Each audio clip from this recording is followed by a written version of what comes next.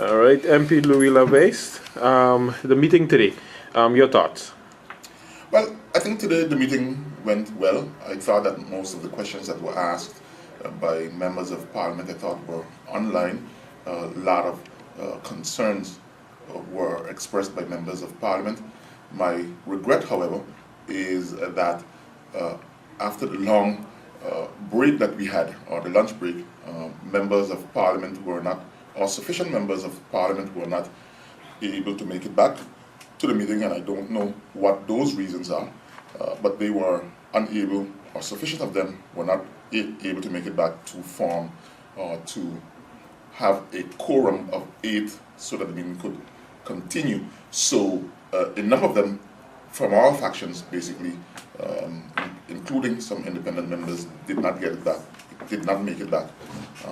And I can't accuse them at this point make any accusations as to why they did not make it back. But it is regrettable, because I thought that with the minister and his entire staff here to answer those very pertinent, straightforward questions that were placed by members of parliament, including myself, that the minister was not able to answer those questions. However, I look forward to the minister, or rather to the chairlady, reconvening the meeting, and hopefully at that time I'm confident that we will have sufficient members of parliament to form the quorum so that the meeting can continue and the questions and concerns that were raised and asked by members of parliament can be answered by the minister at that time. Now, you had some issues during your presentation to the minister concerning the Inspectorate of Taxes. But in a lump sum, if you could just sum it up for me, what are your main concerns, and what would you like to see addressed immediately by the Inspectorate of Taxes? Well, two of the main concerns that I have are the following. There are many, as you noticed, but two of the main concerns that I have.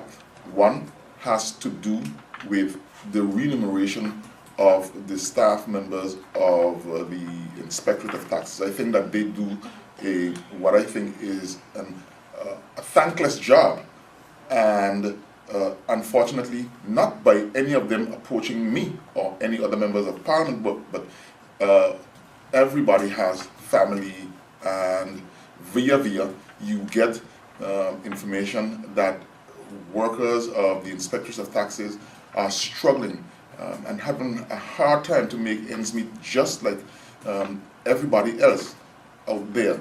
And so my concern and my wish is that the minister take my concern into consideration, and that he make some kind of provision. I did not want to make a proposal there, but I am proposing, if I had to make a proposal, it would be that the minister give some kind of extra compensation to these workers, maybe a 13th-month salary, some form of an incentive, an increase in salary. Look at what I think is an antiquated system of increasing their salaries, and update that. Pay those workers of the tax department a better salary.